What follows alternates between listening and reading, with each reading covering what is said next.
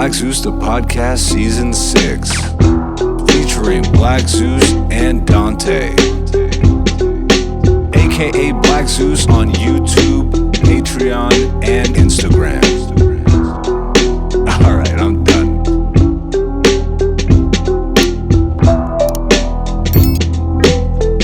Hey, what's going on, everybody? Welcome back to another episode of Black Zeus, the podcast. I am Black Zeus. This is the podcast, and you are the beautiful people. Season 6, episode 10. We did it. You make me feel so young. You make me feel like spring has sprung. I see shades. Little inside joke, ladies and gentlemen. Don't worry, we're getting to it. We're getting to it. Damn, look at my Ethiopian forehead.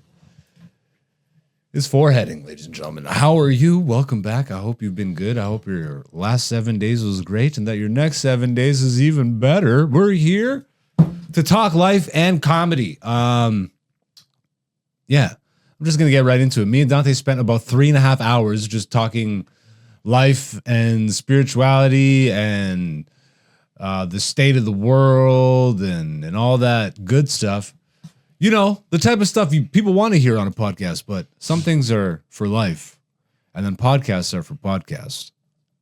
This episode sucks, ladies and gentlemen. But you know what it is. This is the companion to mine and Dante's comedy careers. We come in week to week, and we recap what we've been up to in the world of comedy. We cover some interesting topics in the world of comedy. We just talk life.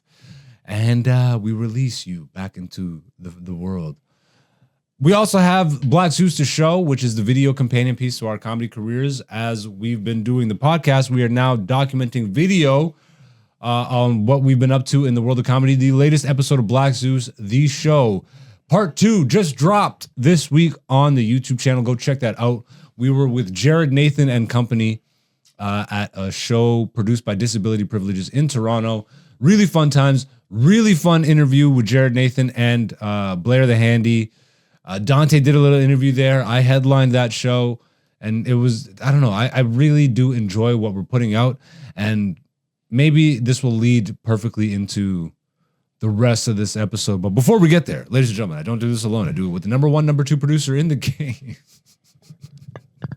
So good. He's number 1 at being number 2. He's like... Dante's in the studio, ladies and gentlemen. Be yourself up, nigga. Is that a meme or is that just you? No, it's a meme. Okay, you gotta pull this one up. Yeah, this nigga's learning. Be yourself, young nigga. You out here trying to be everybody else. You can't be everybody else. You gotta be yourself. Be yourself for a nigga. Oh, nigga. The internet is great, but the internet sucks. That was funny though. How about you? Blessed and highly favored. How you been living, bruh? Blessed and highly favored. What's new? Can't say that for that. What? What's new? New blessings and being highly favored. New blessings all the time, baby. And I'm highly favored. Don't forget that. What you been up to? Lots of shows. Oh yeah, for real? Should we just get right into it? Should we maybe touch a little bit on the conversation we were having before we started recording? It got very philosophical. We can. Very spiritual. I would like for us to start bringing that into the podcast more. Yeah. I think it is us anyways. Yeah. I mean, we had a longer conversation than what we're about to have on the podcast. Yeah, no, I don't want to record for that long. No, but I think that's also healthy. Like, look, we ain't internet losers, bro. We have lives outside of this shit. And you do too. So stop wasting it by just scrolling your life away. Finish this episode, but then close the laptop. After the episode, let's have communal time together right now. After, and then you go and live your life. But yeah, I don't know. I guess what spurred the conversation before, like I had that intent. I'm like, when Dante gets here, we're just gonna, like, this is gonna be pure, I don't know where it'll go, but I have all these thoughts, and it helps obviously to process that with a homie. For sure. Well, that is what Thoth is there to do. Let's be real. Ra, even though he's the Almighty, he's got to bounce some things off Thoth. Yeah, but then He's the advisor. don't forget that these are all aspects of. No, one. I know, but I'm just saying. Yeah. So like, sometimes it's Thoth talking to Thoth. Well, it is Thoth talking to Thoth. There we go. But in the context of I get it. The people in the Matrix, it's Ra talking to Thoth. Oh, this episode, we just lost all the viewers. No, we gained some. Open your third eye, niggas. Yeah, no, obviously, if you've been paying attention to this channel at all, we like to talk on the deeper side of things. You know what I mean? Like, it's not just all goofy, whatever bullshit, which is ironic given what we're going to talk about later. The Mr. Johnson. Oh, okay. Mr. I have all the points to make and but I'm at this place right now where obviously spring is here. Yep. So it's like the rebirth shit. I'm really contemplating like how I'm bringing myself back out with the sun, and like how like in the dead season for comedy, how I want to maneuver. I think we got some good ideas. Yes. But I've just been on the contemplation side of life for the past like 2 weeks, and now taking that and applying those lessons to real life, especially comedy. I mean, like this is where I feel like I've had most of my growth, or at least understanding, has come since I've started comedy, and I view it like it feels so intertwined at this point in my life. Like Life a lot in of comedy? yeah, like a lot of my lessons now come from my realizations as an artist, which is comedy. And then, like they feed into each other. It's like the realizations you have off stage make you a better like performer, artist, creator, whatever. But then it's like the realizations you have while you're creating or doing your art or performing, also it's like a feedback loop, you know what I mean? Yep. And I've been looping a lot of feedback lately, bro. Like it just feels like processing all that growth and trying to make sure I apply it in life in ways that make sense. I think also just like being more comfortable with the type of creator and artist I am. I don't know, man. I used to think this was almost like a delusional thing, or maybe like a dinosaur aspect of living, but I don't think I'm convincing myself wrongly here, but it just feels like whatever social media has done to being an artist has taken us even further away from just the essence of being an artist. And I think I'm finding it okay to just connect with the basic essence of being an artist again, which is making me more comfortable with not posting as much. I'm trying to get like off scrolling as much. Like I feel like I've been better since last week. We talked about it, like looking up my screen hours or whatever. Which you didn't do last week. Because I didn't activate. I don't have that activated as a thing. So You didn't activate it? I didn't. But I have been better. Look, I don't need to activate it to know if I'm doing better or worse or same. Like I'm honest with myself in that respect, and it's been bad, so I'm being aware of it, which is bringing me back to my thoughts more and thinking and processing all these things out. You know what? I will say this because I feel like this is gonna loop back perfectly to what we'll talk about in comedy talk. Okay. So let's start with like what your week has been like in comedy. Like how many shows, or what's your favorite show you did this week?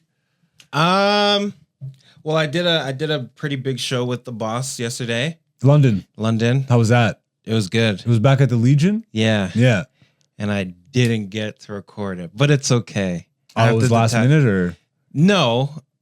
I was just so busy doing other stuff. Fair enough. That I didn't hit record, and then Hamansi was like, "All right, coming up to the stage," and I just ran up and did my set. But you had a great set? Yeah. But even though I had a good set, yeah, I know where some of my mistakes were. And like I'm realizing like, man, I forgot to put this word right here, which sets up part of the joke that I'm about to say. So like because I missed a specific word, I feel like some of the context or whatever. Yeah, some of it was lost, but I was able to like bring it back and stuff like that. And then even there was a point where the spotlight got like messed up. Yeah. During my set. So it was like it's a regular spotlight, then all of a sudden it's a red light, blue light, then it went through all the colors and then it went back. Yeah. But like I was so in the pocket, I just made a riff off of it. I'm like, bah, and then people were laughing. I'm like, sick. Sick. How was Abbas's set? He do good? Yeah, he did good. He did a bunch of new stuff and some Excellent. old stuff. So Happy to hear that. yeah. This nigga's moving around a lot, bro. It's really fun to see, like, I don't know, I'm happy. Like, the state of comedy is in such a good place that even whatever the F I feel towards whoever, like, it's just all personal-ish anyways. I'm happy that comedians are thriving right now. Mm-hmm. You know what I mean? Okay, so you did London. Where else? I did London yesterday. Yeah. I did CFTA on Thursday, which was packed Okay. with comedians. Yeah. I'd say close to 30 comedians. And then Yes. I know And everybody went up? everyone went up, but after a Jeez. certain point, they're like, Shotgun. yeah, 3-minute sets. Oh, that sucks. Hey, Cut 2 minutes off. people coming in Should have late. been there they're- earlier, yeah. Yeah, come on, take professional, you know? I show up early. You do. I show up before on time. When'd you go up? What number? 5. Did you stay the whole show? I did. The whole show? Yep. Good for you, bruh. Yeah, I'd be like, good for you. You're in the trenches properly. Like, you're at the level you're at and, like, making the most of it. Sticking around, like, getting a lay of the land. You're traveling. Like, it's fun to hear. It brings me back, but then at the same time, I'm like, I'm happy I'm not there anymore yet.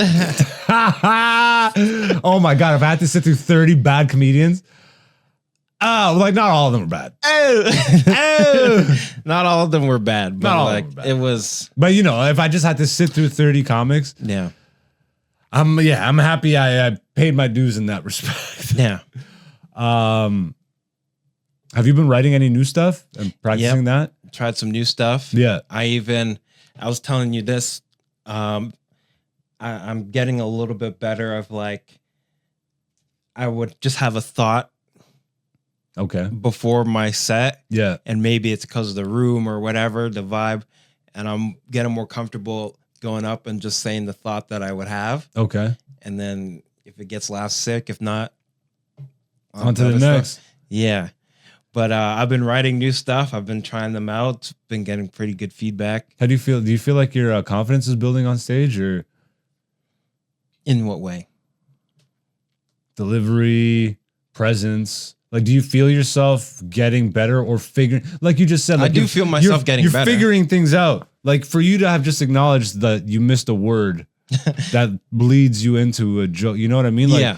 people don't really realize the subtle nuance of comedy. Mm-hmm.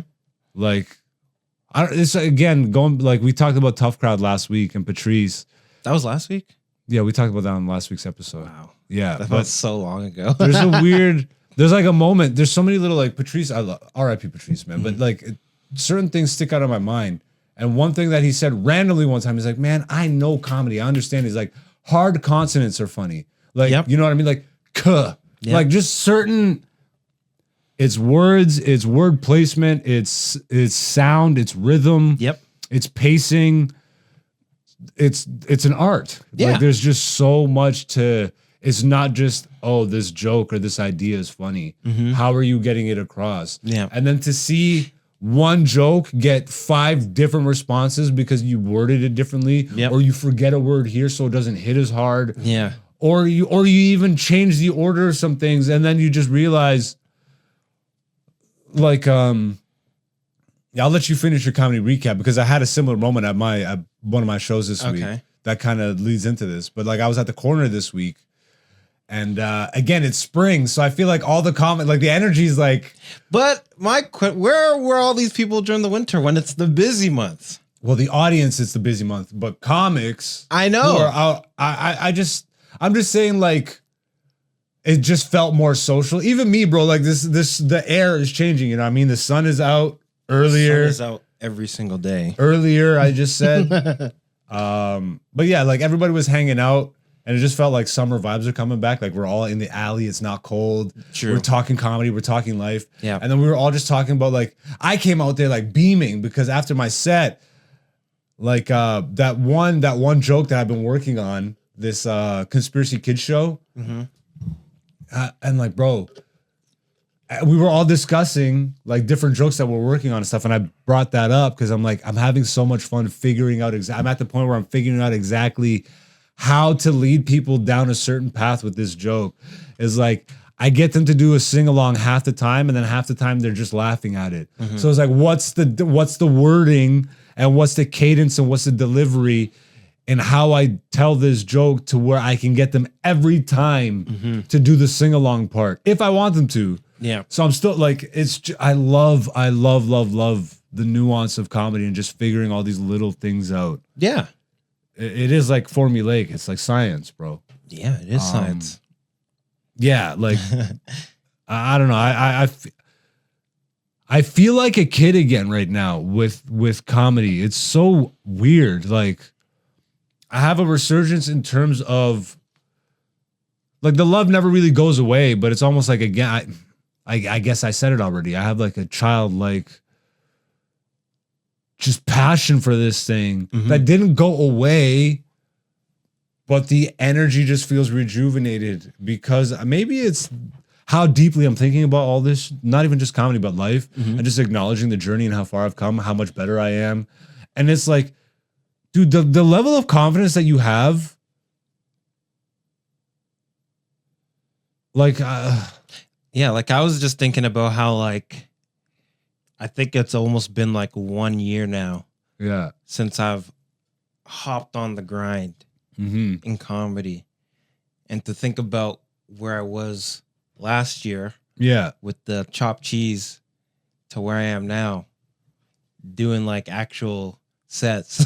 Getting out there, getting your own shows. Yeah. You're not just moving around with comics that are putting you on stuff. You're moving around and getting your own. Comics are putting me on.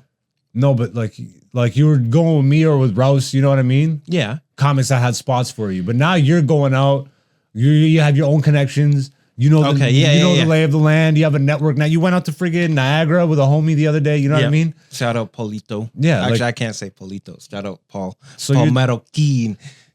Like, that's what it is. Zero. Miedo.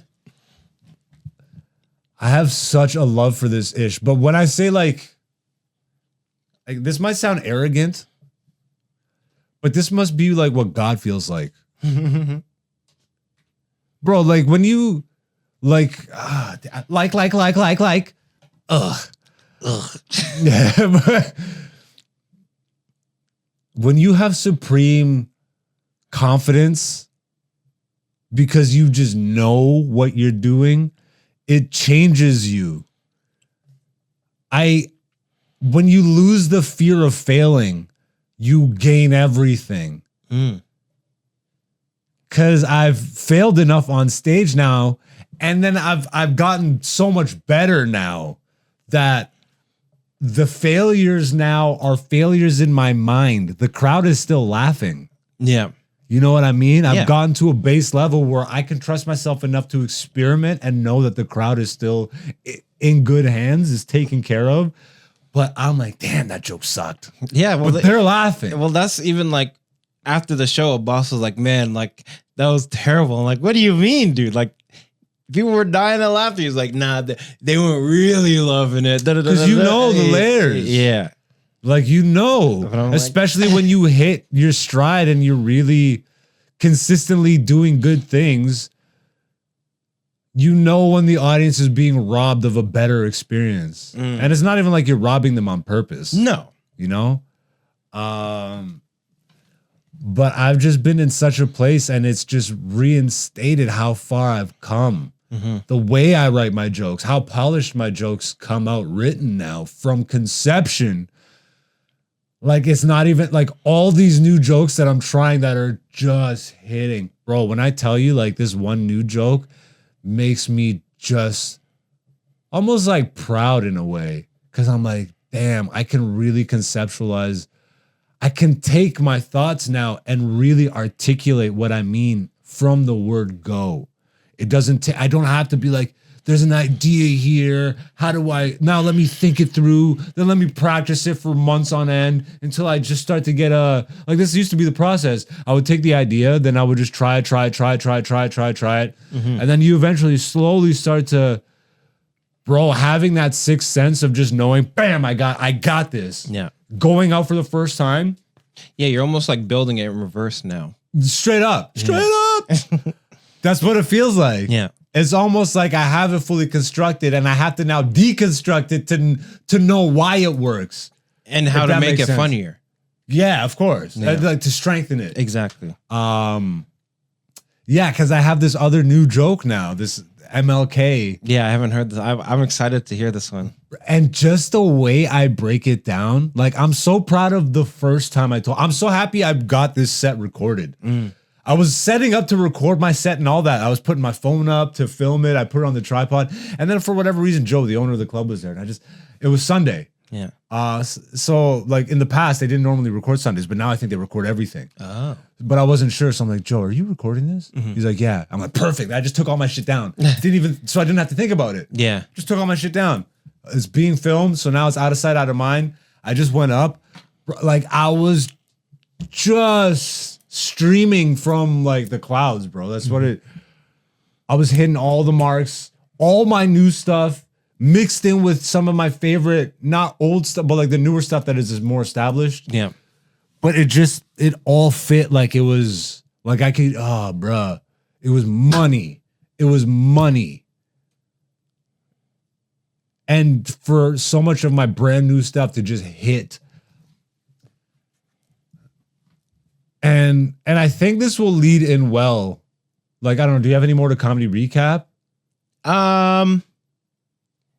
Yeah, because I got a note from Kenny Robinson at the workshop. Okay. And I think it ties into some areas that I know that I need to work to build up. Okay. Right?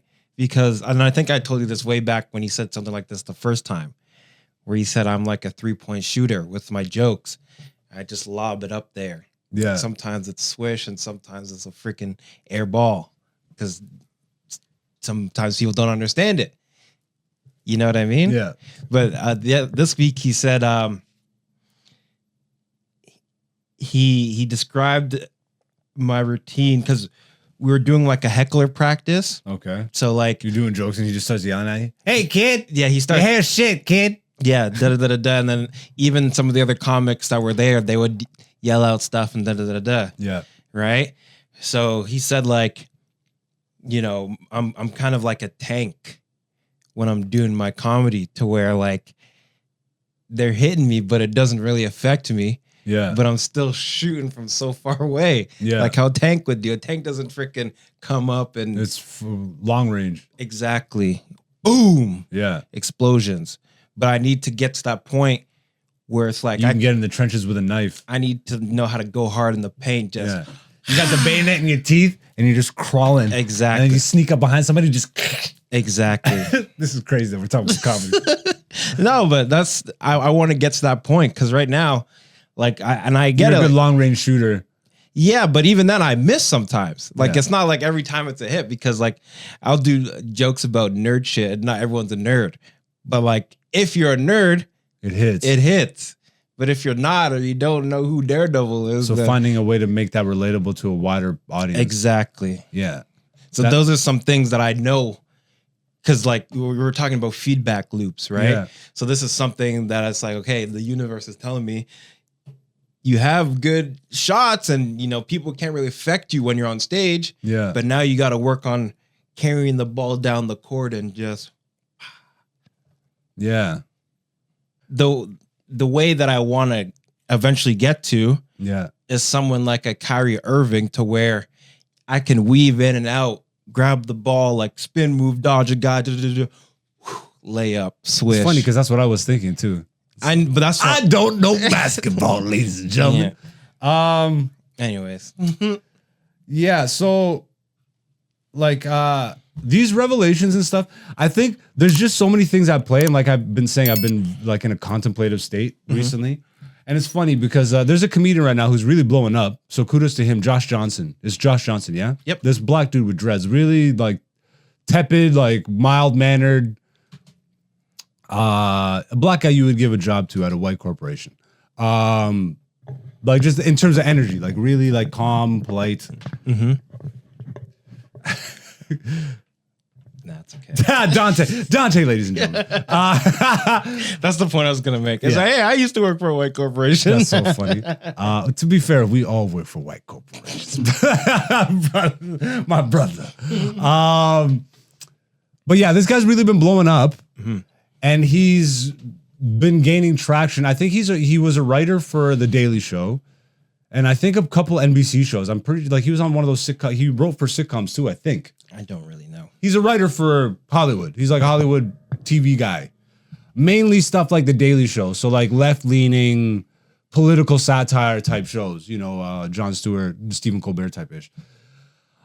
He's been gaining notoriety and traction online for posting like 15-minute to 50-minute long sets, essentially. He's posting full sets. Whereas most comedians right now are doing the thing of posting crowd work, short crowd work material, so they don't waste quote unquote their material by releasing constantly. Josh Johnson, who is a TV writer, so I would imagine he's very good at this, coming up with concepts, and he almost week to week, this guy's releasing like 50 minutes, which is a special, realistically, worth of comedy footage, and it's usually politically driven. Like he's got some sort of political slant, or he's got a point. You know what I mean? Yeah. And he's blowing up. Millions of followers on his YouTube, millions of followers on his, and like I love that at least something is going counter to the people just posting crowd work clips. But I think Josh, at least when I really think on this, why I don't like this nigga is not because he's not funny or his writing isn't sharp. I think his writing is absolutely sharp. But I think it's the complete opposite end of what, like, is social media kind of exposing what it's done to the medium? Just on the opposite end of 1 minute crowd work clips, this guy's going the complete opposite of, I'm going to do 15 to 50 minutes, and every week is going to be something new and topical. But like, it's not really hitting as hard. Like the points are there. He's making great points. Can we play a clip? And I'll do my best to not speak. But this is something that came up in my feed recently, which, I feel like makes the point or goes to the point. And I'll try and finish my point up after this clip. This nigga. Show. You saw me when I rewatch it for the 100th time. And there were so many people that were critical of Kendrick. It should have been more. He should have done more. He should have like gone up there, been more militant. He should have done this, should have done this. And it's like, look, can I just tell you, I'm not trying to be a bummer when I say this, but like everything you've ever watched that ever went out on a broadcast that you thought was revolutionary or you thought was ultra militant was approved for you to see by a corporate lawyer. Like all of it was, you know? In fact, whenever a moment gets through that's not that thing, that person usually faces swift consequences.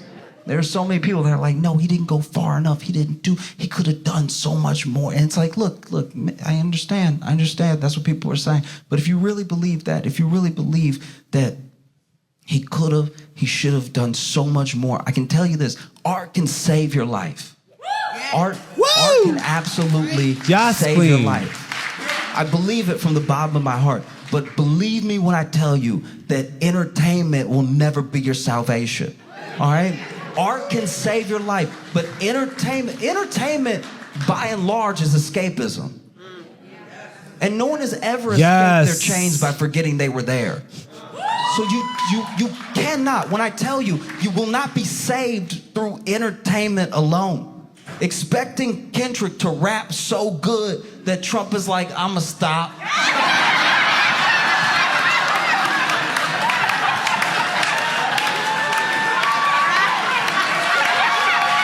Stop it there. That's a great place to stop. like we don't need to go through the rest of this because I think that perfectly displays everything that I want to get across here. He has kind of I didn't know why. I fully didn't understand why I didn't like this dude. Like in terms of like, I'm sure, and again, I'm sure he's great. And I'm happy he's found an audience because that's what we're all here to do. Can you close this, please? I just need the timer up. You see how that felt like a rally? To a certain extent, yeah. You see, like people were there. He like, has his audience. Yeah, so this is what I feel is my internal struggle, and seeing comics like this kind of help me at least articulate what I'm feeling. Because this is what social media has really done. It's made it so you can build your audience faster and more direct. He's reaching the people that want to be reached by this. But there's no challenge in it. There's, for me, comedy is at its best when it's challenging. But social media has really helped us get to a place where we can just build our own audience and they just come and it feels like church. And when I watch something like that, bro, that went way too long. And sure, this could be me being an elitist comedian or however you want to put it, but that went way too long for no laughter. It plays out like a monologue from The Daily Show. You can tell that he's a writer for The Daily Show because it doesn't perform, or at least the way he's performing doesn't feel. Dude, I have Carlin on the set. So like I see what if he's going for that style. But the mastery of Carlin is you're laughing every 5 seconds and he's making a point every 5 seconds. It's not this long drawn out monologue feeling thing. It feels very much like he's doing an opening to The Daily Show where it's like, nigga, am I expected to sit here for 50 minutes and hear a monologue when I thought I was coming to a comedy show? But at the same time, he's built the audience. You hear the freaking Yas Queens in the audience. Yeah, but he did get a laugh. 2 minutes in, and bro, again, it's to each his own. So I can't really, like, he got the laugh. But that laugh, bro, for that long of a delivery or setup to get to that, it. You know what I want to say though, because here's Go something ahead. that I Play noticed. devil's advocate, please. It's not really devil's advocate, but I think it's so interesting because I've heard you say some of those same points. Of course. Right? Yes, get to it. Yes, queen. yes. You know what I mean? But I know you don't. Ooh, I'm getting that ring. I must have tapped into something. Like tonight. What ear? Left. That's the that you don't want that one. You want right. But anyway, these niggas. This is a comedy. Anyway. But I know when you talk about, because you don't really talk about this all the time. I don't do it drawn out for 15 minutes. That's the point I was gonna say. Yeah. You kind of have like a boom, boom, boom on to the next. But the next thing I want to say is this also, I think, goes against what you don't like about the TikTok era. Because, like you said, this is a 50-minute performance. This guy's putting out long-form content regularly. No, I'm happy about that. Yeah. I love long form content. If anything, I'm like, yes. Yeah. But like, okay, if he's turning it out that frequently, I love that he's a great writer. It's great. He has success on The Daily Show and all that. And I'm just a guy on YouTube with barely any subs. So especially like that looks like hate or whatever, but like you can hear it in the responses. Yeah. It feels like church. It feels like a TED Talk. It feels like okay. The punchlines that he's getting aren't punchlines. They're points that people resonate with and agree with, but he's not delivering them in such a way where the comedy or the humor is at the forefront, which is, to me, what comedy is. If you want to do that, then go do a TED Talk or go start a Daily Show, which I feel like this is where this is going to lead. He's going to end up getting a Daily Show type thing, and he's going to thrive because that's what he's doing. But like, if he's trying to emulate something like Carlin, then I would emphasize the humor, which Carlin, but bro, the emphasis was on the funny. Carlin made you laugh every 5 seconds, bro. Yeah. That took to me. But how long did it take Carlin to make a 45-minute, hour-long set? How long do you think it took him to make So that's that what I'm set saying. I to would where- prefer the effort lie in making something more polished as opposed to you just spitting out your thought every week because this is what's trending. So that then that's algorithm bullshit to me. He's like, but when you're a good writer, bro, you got to look at the fact that he was a Daily Show writer. What they do is daily monologues on what was in the news last night. So he's smart. He's blending what social media is like what the crowd work comedians are doing with his best skill, which is being topical and all that. But like it was so drawn out and it feels more like you're making a point as opposed to putting the emphasis on the comedy. So here's what I want to That's say what it feels earlier. like to me. That's fair. My question is, okay, because with the way social media is now, Yeah.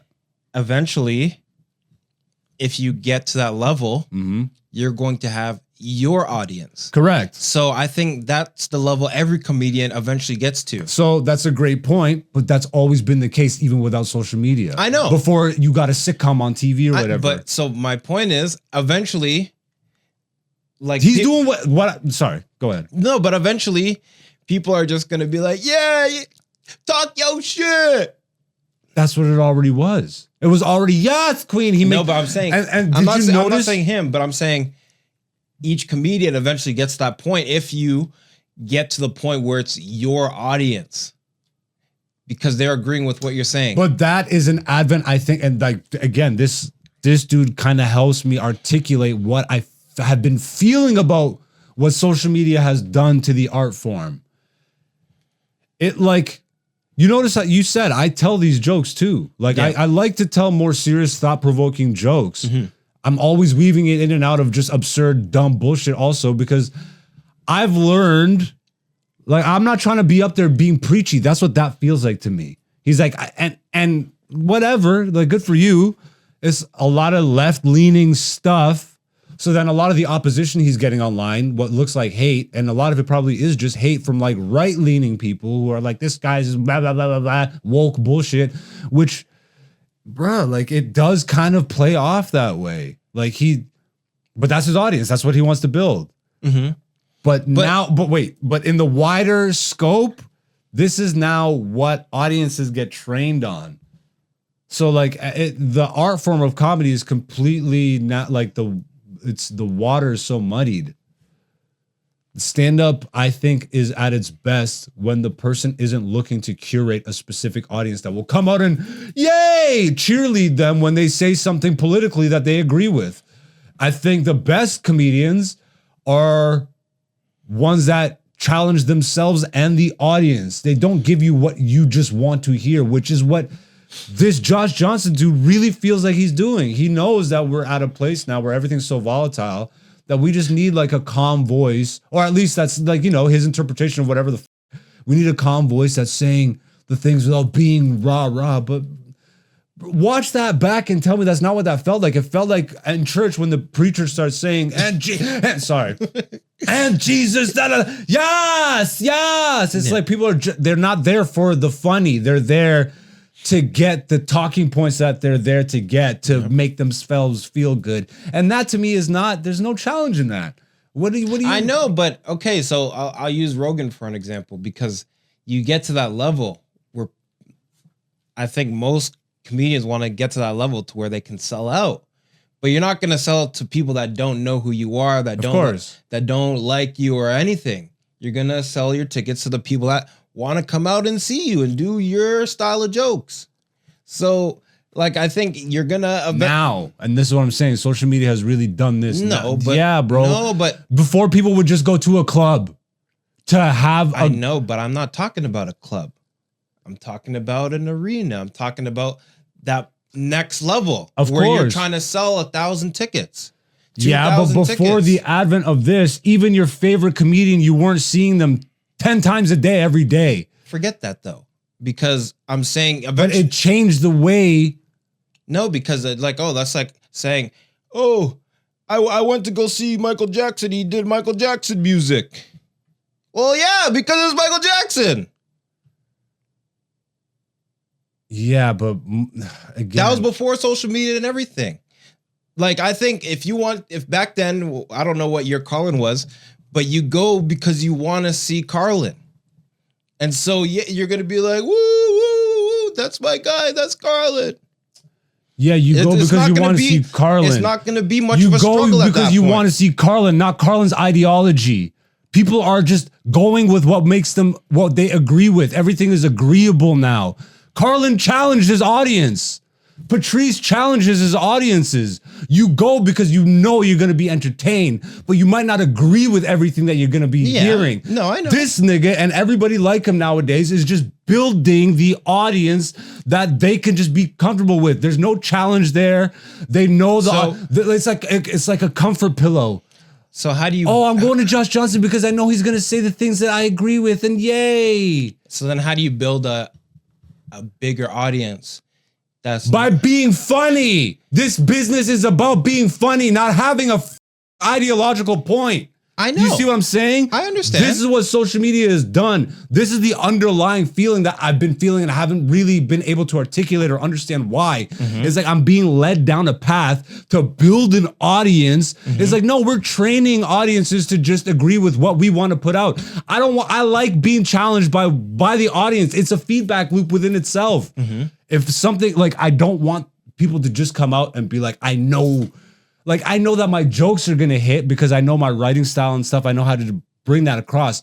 But there's nothing about that seems challenging on the comedy front, like Josh Johnson specifically. And I don't want to just zero people be like, it's everything like that. It's what he represents. Okay. It's that come up. It's even Joe Rogan. It's anybody on a side of the spectrum. This nigga's leaning one way, and he knows that if he releases this material, he will capture the attention of all the people that agree with him. I'm not trying to build an agreeable audience. No, I get that. That's what's even more challenging in a day and age where I could build that tomorrow.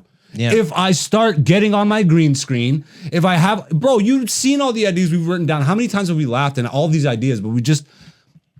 Because you know what? I think the tougher challenge for an artist today is to exist as just an artist and not be pulled in these directions. Because I see this working now. I can be like, you know what? F it. I'm just going to start writing whatever.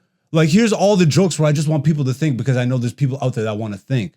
But what about the people that want to think and just laugh? I want to have a range of emotions, not just come in and have one track thought experience.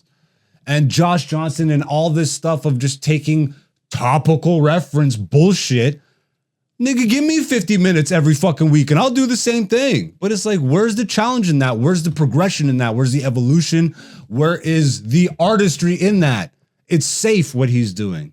And that's what bothers me about it. It's not because he's bad. He's great. I think he makes great points and his writing is sharp as but it's safe, boring, and just it's like a bland meal.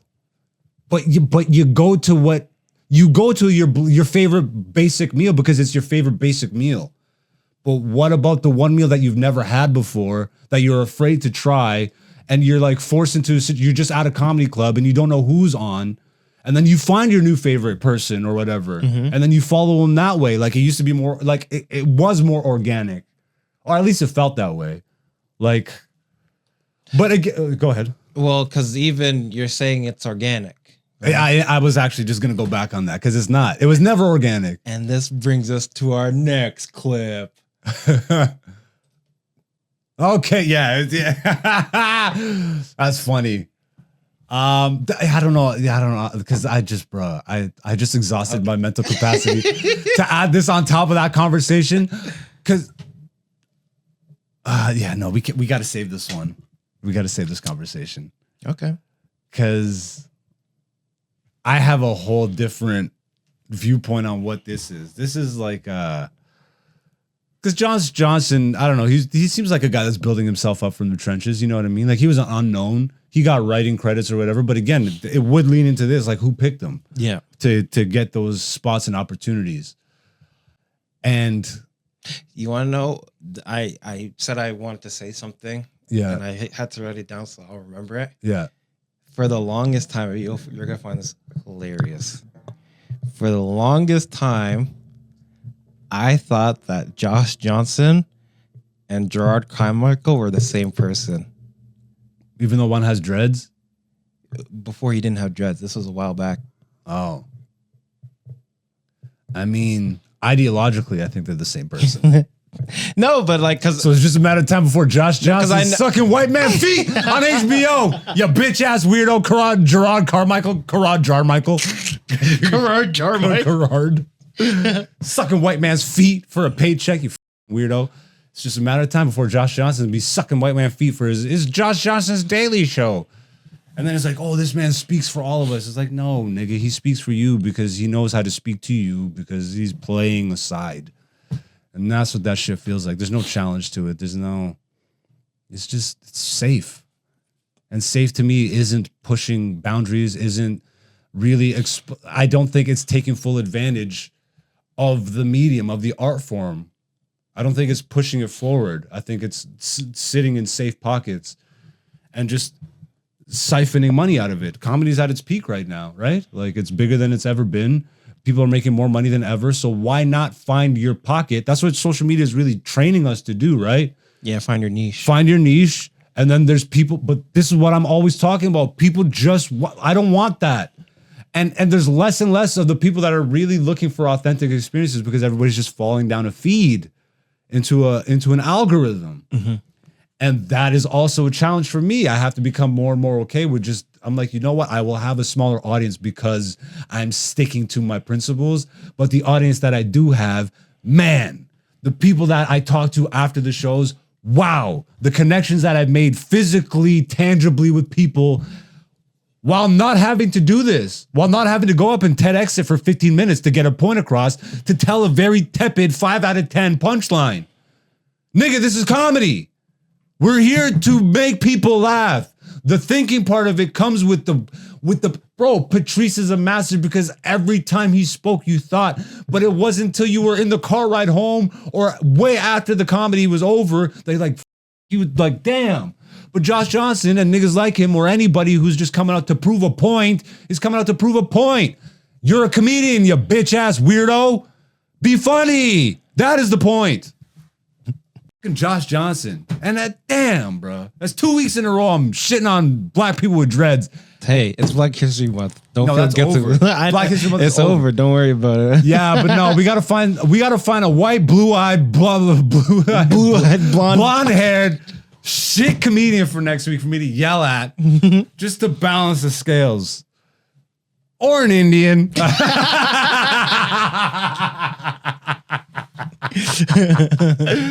But yeah, and again, salutes to Josh Johnson and all these dudes because again, you're playing the game, right? Some people are happy to play the shallow end of the game, and that to me, even though he's playing the intellectual, is just so shallow in his approach and basic. Type in on Nina Simone because I do really want to play this. Being an artist.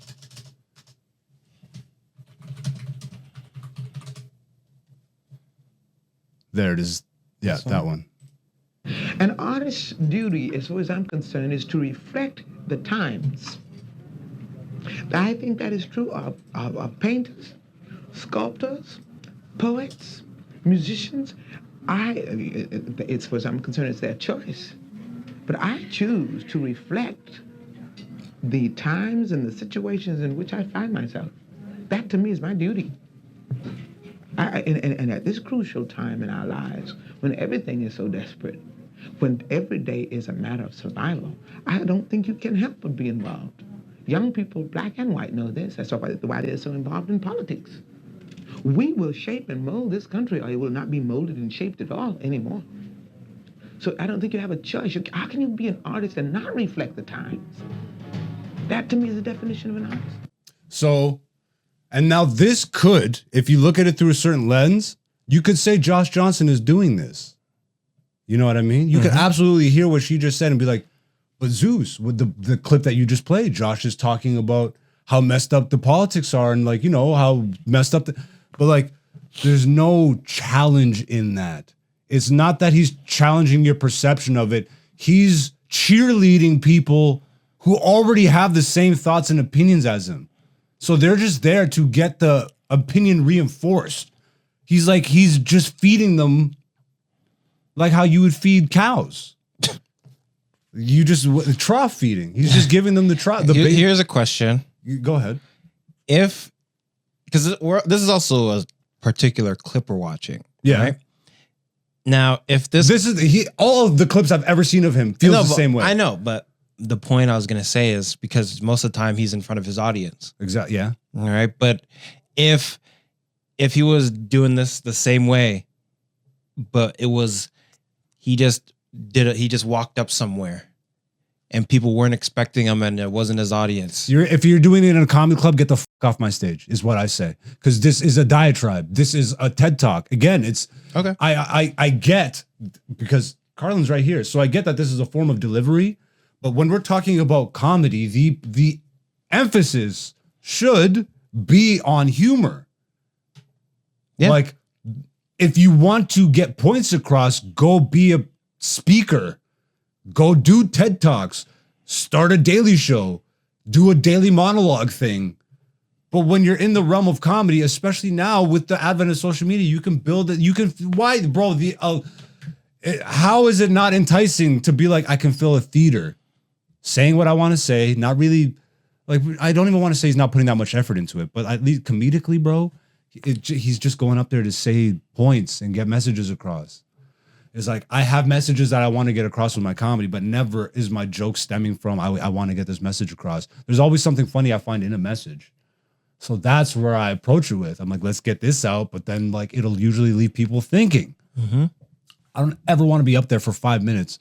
Hey, so, and you know, like, and you, but if you think about it, and then it's like, yeah, but, and then 5 minutes later, it's like, and that's why I'm like, yeah, but Trump, like, but why Trump? Ah! Like, it's just people there who hate Trump, and then they heard the dog whistle.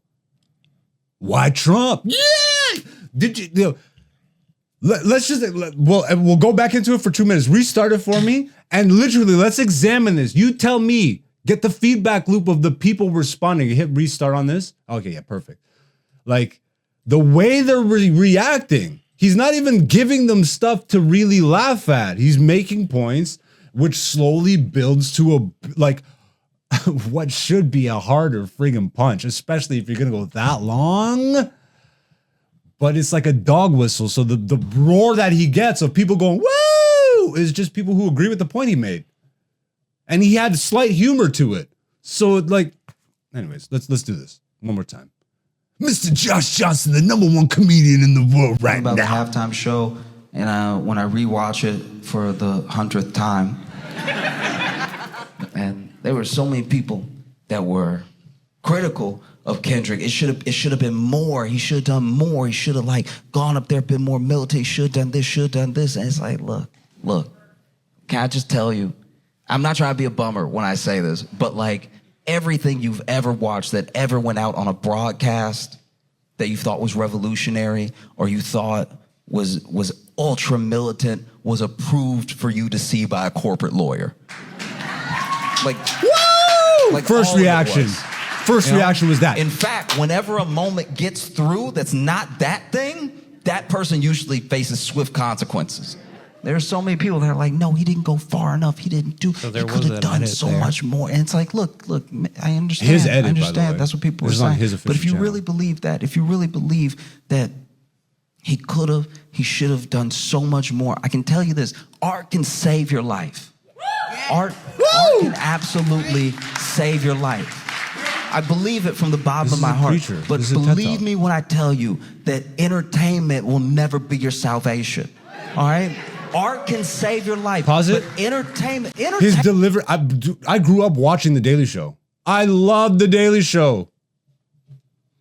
Until I realized, it's like, yo, I'm done with politics and ideologies and all that stuff.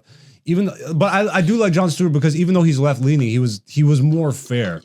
But that's aside from the point. The way he's delivering this, the way he's presenting his material, is straight up a monologue. So go do that. But why would he do that when he can sell out a theater? Because people that agree with him will come and, like, you see what I mean? It's like, I don't want to build an audience like that. But that's as an artist, knowing that I'm good at my art, now that feels like a cop-out because that's not what I never got into it to just build an audience, although obviously I want stability, I want money, income, and da. And this is my challenge. This is my battle. It's like I'm an artist and I'm a being, and like I'm not really a corporate, like I'm not really intertwining that, and I don't just want to placate, you know. And I don't even think that that's what he's doing. This is what he wants to be doing, I'd imagine. It's just, no, I think he hates doing this. No, obviously not. But yeah, but like just I've been seeing the debate online and it feels like a lot of the people that just hate on him are just right leaning, so they don't like what he's saying. So they're just like, F this guy. But then I do see some articulate points where it's like, no, this feels like a TED Talk, and that's valid. I don't think that's just hate. Because bro, this plays like a monologue. This nigga got no laughs. It's just straight talking of his points. But you said those are his strengths. So it's like, I don't know. Yeah, but you're not elite at it. You definitely ain't elite at it. But again, bro, you can reach your audience. He's an elite monologue writer. But this is just like, bro, if I see people comparing him to that doesn't even make sense. To George Are Carlin, people doing that? I see it. People, because Carlin is the king of this, of storytelling, and like he started his career like from that album over there that's on the wall next to you to like this look and version of the older Carlin, like that was straight up classical style comedy, like telling the jokes from set list A to B or A to Z. And then he got to this place in his life and his comedy where he's just straight up wrote word for word like a monologue, like a long story. Have you ever watched Carlin? I've seen a few sets, but Bruh. like never like gone through and studied. If you watch his old stuff compared to his newer stuff, you'd be like, his old stuff is like what you would like the traditional style of comedy, Yeah. and then the later stuff is like more storytelling, long form. But he never went this long without, and it never felt, which I think is the important part. Like he was just there to drive a point home to you or to get you to agree. He actually loved challenging his audience. If anything, he's the reason why I'm like this as a comic. He's a big reason, him and Patrice. Because if I'm not challenging the audience, that means I'm not challenging myself. And if I'm not challenging myself, then there's no progression. I don't want to just be an agreeable dude. Because then I'm just being agreeable to myself. I'm yes-manning myself. Yeah, you're self yes man. It's like, where is the... Anyways, that's this week's episode. Before we get out of here, Dante, do you have any final words? Be Or final thoughts, or- Be yourself, Nick. Fuck me. Where can the people find you online? You can find me online at Dante, CheZDante. Follow your boy. Yo, let me kind of like, am I making sense or do I sound like a hater?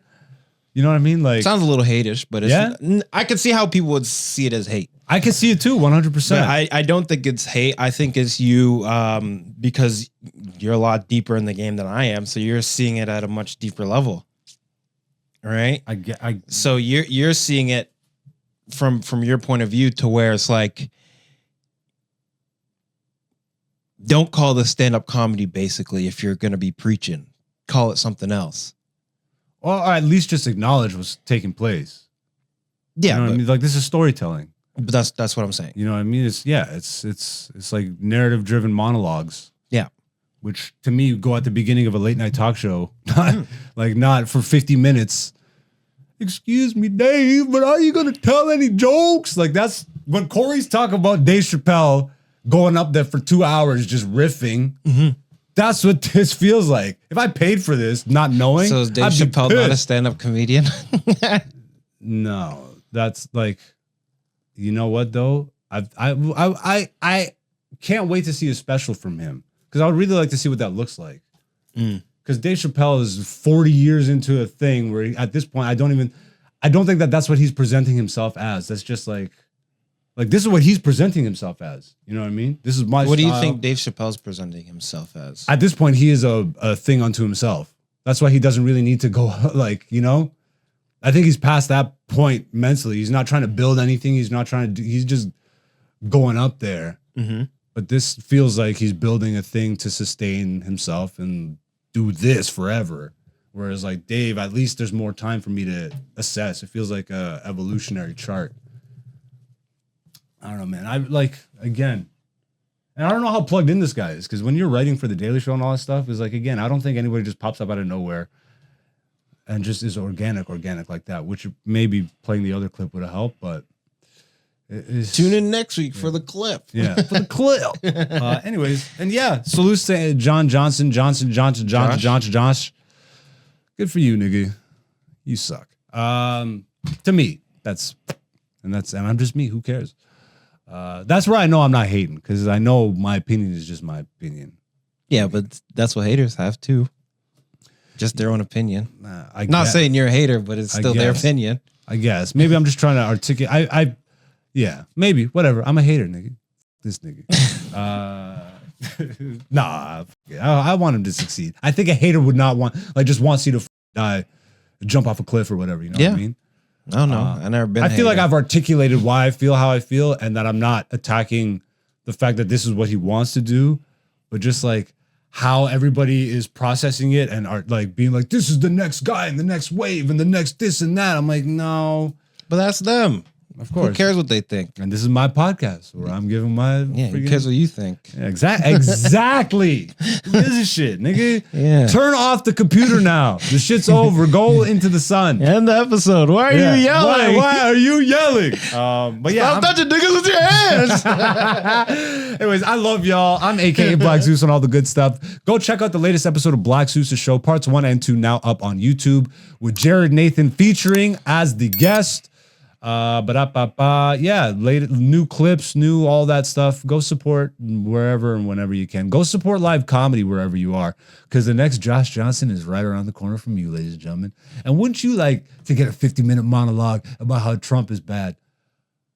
Oh, brother, I'm hating now. But yeah, that's it. Black Zeus the podcast, season 6, episode 10. We will see you back here next week. Until then, peace. It's Hen Dog. Black Zeus the podcast, season 6, featuring Black Zeus and Dante, aka Black Zeus on YouTube, Patreon, and Instagram.